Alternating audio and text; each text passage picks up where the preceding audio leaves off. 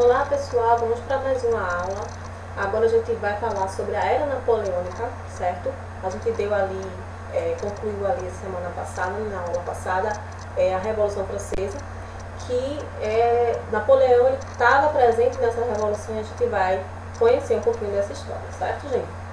Vejam só, na Revolução Francesa, em 1789, acontecem aí um movimento revolucionário onde fazia com que o povo estivesse bem revoltado, bem aborrecido com essa nobreza. E eles queriam que realmente o lema liberdade, igualdade e fraternidade. Bom, esse lema tem que fazer sentido. Mas agora a gente vai saber um pouquinho como estava o cenário francês nesse período, né? Como eu já tinha falado, Napoleão se destacou como general do exército durante as batalhas na Revolução Francesa. E sua tomada de poder marca justamente o fim da Revolução, certo? Sendo que a França estava passando por uma crise econômica e política. Napoleão, ele não estava na França, certo? ele estava no Egito, onde comandava um exército de 35 mil soldados, para conquistar assim o Egito, enquanto o nobre barão europeu chefiava um grupo de 167 cientistas e artistas que viajava com ele ao país para pesquisar a cultura das histórias locais. Nesse período, a França era governada pelos girondinos, isso em 1799. E, como eu falei, quase 10 anos depois do processo de revolução, a França ainda sofria com esses impactos. Diante de todos esses acontecimentos, Napoleão resolveu voltar para a França e foi bem recebido pela população francesa. Nesse período, o regime político era o diretório, certo? Que eu vou mostrar mais na frente, um exemplo direitinho para vocês. Então, o que acontece aqui? Nesse momento que Bonaparte ele chega, na França, acontece aí o chamado 18 Brumário. O que foi isso? Esse momento foi quando Bonaparte ele dissolve o diretório e as suas assembleias e consegue ali se tornar, criar o consulado, e dentro desse consulado executivo ele é o primeiro cônsul. Então, Napoleão fechou o diretório, certo? Que era o principal regime político da época, Então, ele fechou o diretório e a assembleia, e com o apoio da burguesia e dos políticos e também do exército, Napoleão chega ao poder. Foi criado então aí o Código Civil Napoleônico, isso em 1804, que vinha aí com uma nova administração, o que modificava todo o Código Civil francês. A principal característica do governo de Napoleão foi o expansionismo. E isso ele conseguiu aí conquistar vários territórios durante aí a sua caminhada como imperador. Então também foram feitas algumas reformas na educação, certo? O ensino fundamental e ensino médio e também as escolas ligadas à arte, era de responsabilidade do Estado, sendo que o ensino primário continuava ainda a cargo dos religiosos, enquanto os ensinos secundários e superiores começaram a ser administrados pelo Estado. Então temos aí um imperador, certo? Que foi coroado no dia 2 de dezembro de 1804. A questão do expansionismo fazia com que a supremacia francesa ela ficasse cada vez maior. Napoleão estava dominando territórios como o norte da Itália, Bélgica, Holanda.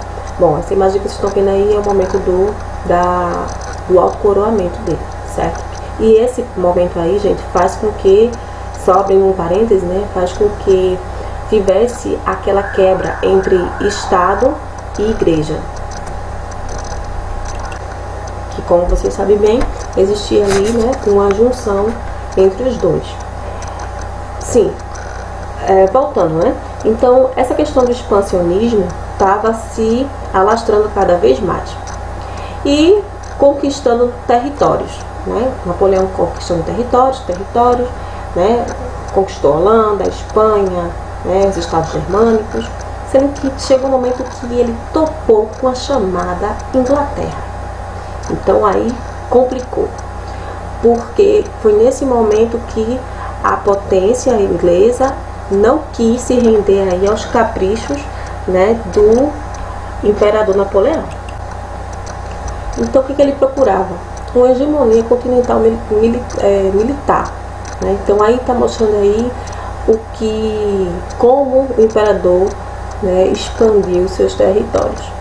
Mas aí a gente está vendo a Inglaterra, que eu falei para vocês, que deu um pouco de trabalho para Napoleão. Mas logo depois, em resposta, Napoleão fez com que isso não afetasse Então ele criou aí o bloqueio, chamado bloqueio continental. O que é que isso fazia? O que é que isso determinava? Bom, em termos práticos, gente, a ideia era enfraquecer a Inglaterra. A partir daí, o que aconteceu? Nenhuma nação podia comprar produtos industrializados da Inglaterra e nem enviar matéria-prima. Quem desobedecesse ia sofrer uma intervenção militar. Então o que acontece? Logo a indústria francesa começou a se fortalecer, né? Uma produção interna, né, bem volumosa aí. Mas isso não durou muito tempo, até porque a França não tinha condições de suprir a oferta, né, e procura. Então, aos poucos, alguns países foram quebrando esse bloqueio. Bom, o fato da Inglaterra não se unir com a França foi aí declarada uma guerra. E Napoleão se aliou aí à Espanha. Então, no dia 21 de outubro de 1805, o exército dos dois países iniciaram uma disputa contra a Inglaterra, que ficou conhecida como Batalha de Trafalgar. No entanto, Napoleão sucumbiu diante do exército inglês no litoral da Espanha. De retorno à França, o imperador concentrou suas frotas para conquistar a Europa Central. O exército de Napoleão vencia inimigos bem mais numerosos e volumosos, em questão até de armas. Assim, em menos de 2 anos, a Áustria, a Prússia e a Rússia, que haviam se aliado à Inglaterra, caíram sob domínio napoleônico. Bom, lembra do bloqueio continental? Então pronto, aos poucos os países foram furando esse bloqueio. O primeiro país a sair do bloqueio foi a Rússia, que fez com que Napoleão invadisse a Rússia com o exército francês com mais ou menos 700 mil homens, certo? Sendo que a estratégia deu errado, gente. Realmente foi um período de má sorte de Napoleão nesse momento aí da história. Bom, os russos utilizaram aí uma tática bélica conhecida como terra arrasada, que consiste em recuar, destruindo a agricultura e os pastos, queimando casas e contaminando a água dos locais por onde passavam. Isso aí ia dificultar, né, o abastecimento do exército adversário. Outra coisa também que favoreceu foi o inverno rigoroso, que castigou aí os franceses. Então, logo, sem água, sem comida, pastos para animais não existia. E o que aconteceu? O exército de Napoleão foi arrasado. Essa estratégia mal elaborada, né, que foi a guerra contra a Rússia, marcou ali o fim do prestígio de Napoleão com a população francesa, certo?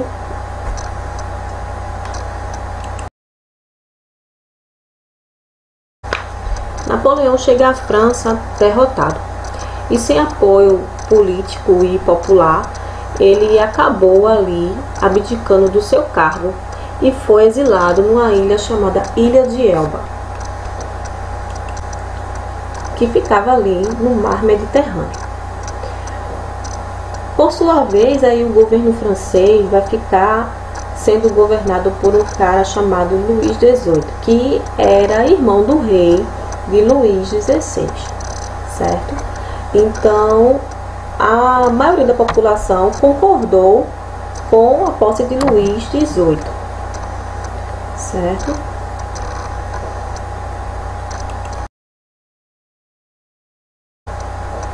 Mas, no ano de 1815, a insatisfação popular fez com que o governo de Luís XVIII chegasse ao fim.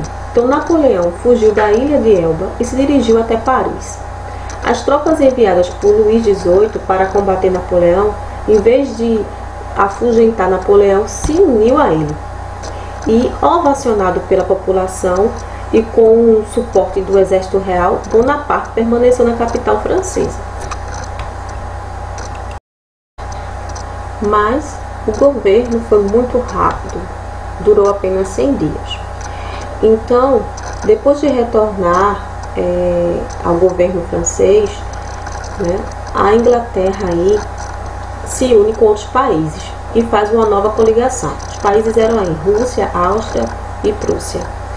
E em 1815, Napoleão foi derrotado novamente, porém agora na cidade de Waterloo, na Bélgica. Então ali ele foi preso, Napoleão foi preso, certo? E foi enviado para uma ilha chamada Ilha de Santa Helena, no meio do Oceano Atlântico, onde ele permaneceu ali até a sua morte, que foi em 1821. No ano de 1840, os restos mortais de Napoleão Bonaparte foram enviados a Paris e depositados no Hotel dos Inválidos, monumento criado no século XVII pelo então rei francês Luís XVI. Bom, terminada assim a batalha de Waterloo, o que foi que aconteceu? Aconteceu aí o Congresso de Viena, que tinha aí o objetivo de garantir que a Europa retornasse às configurações políticas e econômicas anteriores, certo? A 1789. Ou seja, ia voltar aí ao absolutismo, ia restaurar todos os princípios. Apesar das divergências, o Estado europeu em Viena procuraram reafirmar os valores do antigo regime por meio de um princípio de legitimidade. Foi formada a partir desse momento a Santa Aliança. Era uma organização militarizada de defesa mútua entre Rússia, Prússia e Áustria, e que procurou reorganizar o mapa político da Europa. Então, seus membros acreditavam que o direito de intervir militarmente em todos os países europeus em que estivessem ocorrendo movimentos liberais fazia com que